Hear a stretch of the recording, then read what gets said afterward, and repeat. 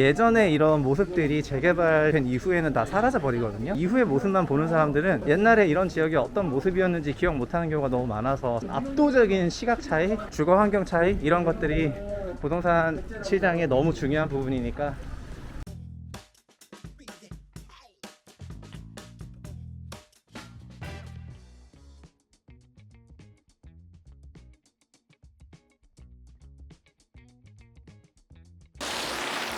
안녕하세요. 최상욱의 부동산 심부름센터 최부심의 센터장 최상욱입니다. 최부심의 현장 답사 편인데요. 오늘은 뒤에 보이시는 것처럼 영등포에 왔습니다.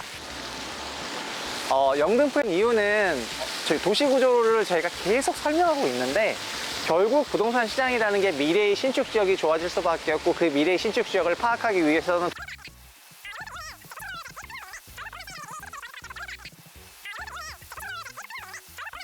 그림으로 계속 보여드렸는데, 그래서 영등포구도 구도심 재정비 지역이 있기 때문에 그거를 저희가 직접 두 눈으로 하기 위해서 영등포구에 왔고, 그리고 오늘 영등포구에 와서도 게스트분이 계신데 이분은 무려 여기를 태어나서부터 여기를 계속 사셨대요. 그래서 영등포구에 대해서 저보다 더 생생한 목소리를 전달해 드릴 수 있는 그런 게스트분과 함께 영등포구 구도심의 Before and After, 여기는 영등포의 비포를 보여줄 수 있는 그런 지역인데요. 여기서부터 영등포 뉴타운 지역을 저희가 같이 걸어가 볼 거고요. 걸어가면서 어떤 것들이 있는지 한번 지켜보도록 하겠습니다. 지금 영등포 구시가지라고 할 수 있는 그런 지역이고, 와, 여기는 진짜 티가 난다, 티가 나. 2000년대 들어서 재건축이 되기 시작하면서 당산이 먼저 엄청 발전을 했고, 특히 영등포구에서 당산동하고 물레동이 당산 레미안하고 물레 자이라는 아파트가 동시에 분양을 하면서 이제 양대 축으로 그 두 지역이 먼저 발전하게 돼요.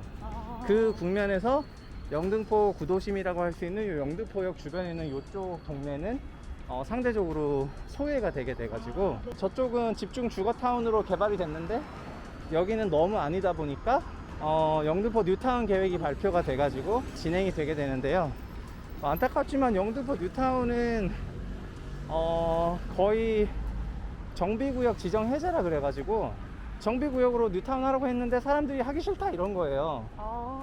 네, 그래서 한 3분의 1 정도 되는 그런 지역들이 우리 뉴타운 해제해 주세요 이러고 나서 그냥 해제해 버려요. 2015년도 정도에. 왜 그랬대요? 왜 싫다 했어요? 그러니까 정비 사업을 모든 사람이 찬성하는 건 아니라는 거죠.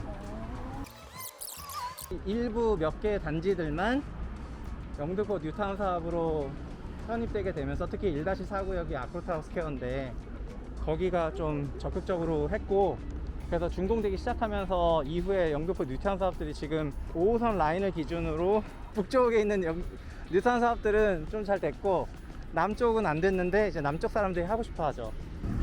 지금부터 영등포 뉴타운 지역으로 진입하겠습니다. 이게 영등포 뉴타운이 서울시에 있는 그 뉴타운 1기, 2기, 3기 뉴타운들이 있는데 뉴타운 사업들이 노후 주거 지역을 전폭적으로 재정비하기 위해서 재정비 촉진법을 만들면서 지정됐던 그런 지역이거든요.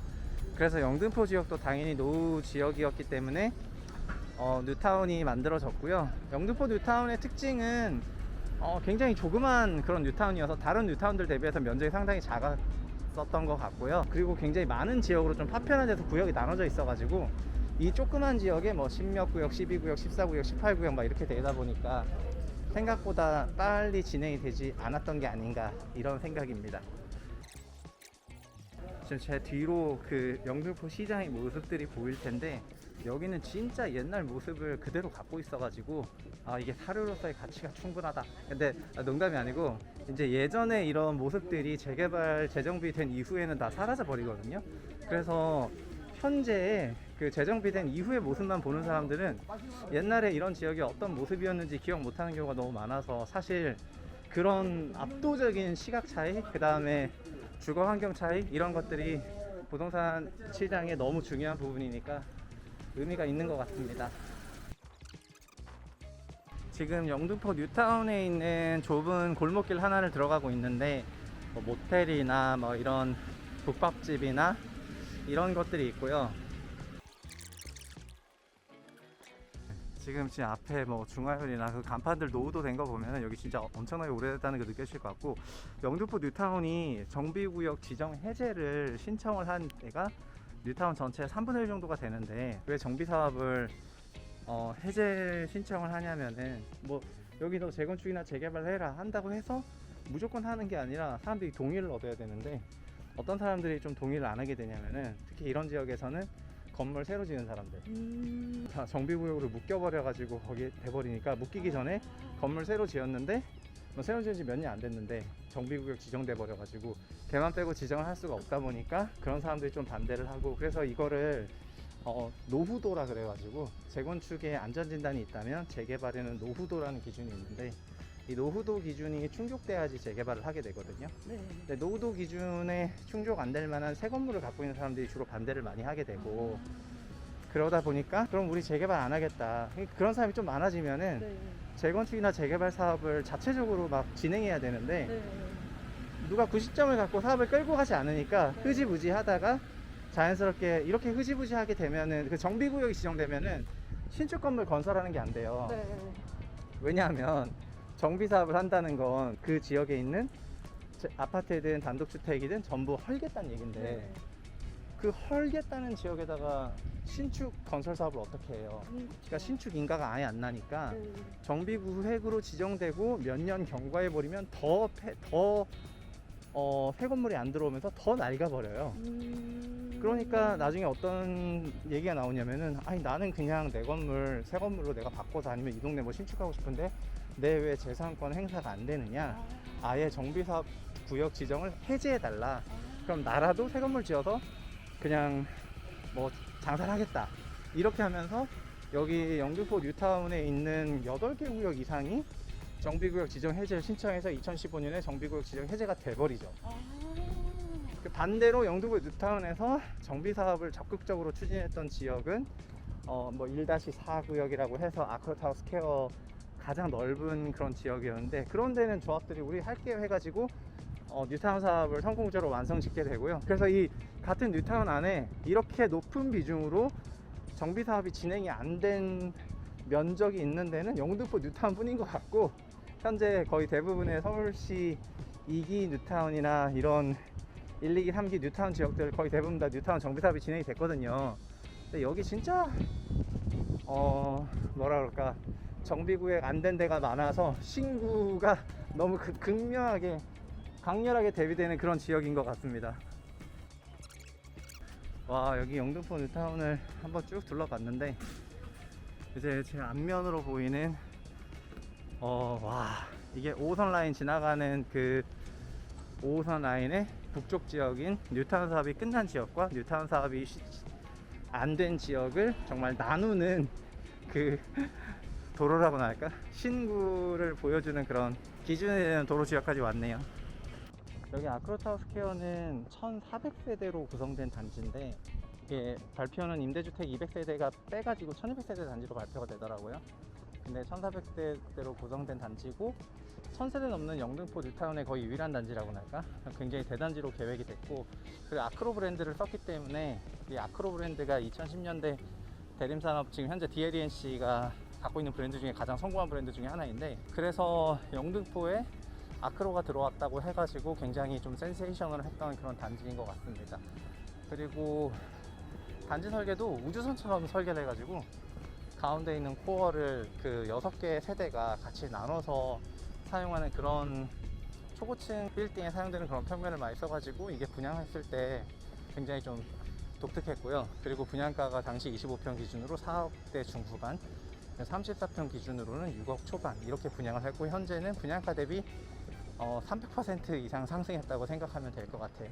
최근에 있는 가격 조정을 어느 정도 반영하더라도 분양가 대비 3배 이상 올랐다.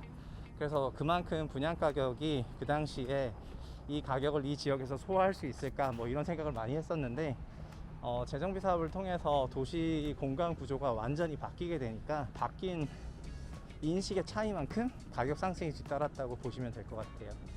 이게 대성공을 하니까 다른 영등포 뉴타운 사업들도 거의 굉장히 탄력을 받아가지고 진행할 수 있게 되었던 거고요. 그리고 영등포구에 뭔가 당산동이나 물레동 같은 그런 주거 밀집 지역 대비해서 이 영등포 뉴타운 지역이 상대적으로 여유에 있었는데, 이 아파트가 준공되고 나서부터는 서열 정리도 좀 새로 해야 된다던가 이런 일들이 발생해가지고 영등포구 안에 사는 사람들한테도 다소 좀 충격이었던 단지가 아크로타워 스퀘어 단지입니다.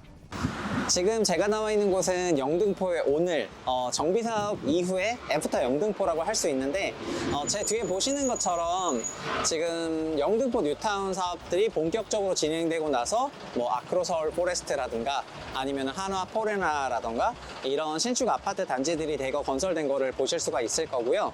이렇게 대규모 뉴타운 사업들이 진행되고 나면은 입지나 주거 환경, 편의시설, 교육시설, 교통 이런 부분이 많은 변화가 있기 때문에 이런 것들이 분양 시점 대비해서 현재 상당히 많은 그 시세 상승을 이끌었던 그런 원동력이라고 할 수 있을 것 같습니다. 영등포 뉴타운의 비포 애프터를 저와 함께 훑어보셨는데, 여기서부터는 영등포에 정말 20년 이상 장기 근속을 하신 게스트분을 모시고 영등포구의 과거와 오늘에 대해서 보다 심층적인 얘기를 인터뷰를 한번 진행해 보도록 하겠습니다.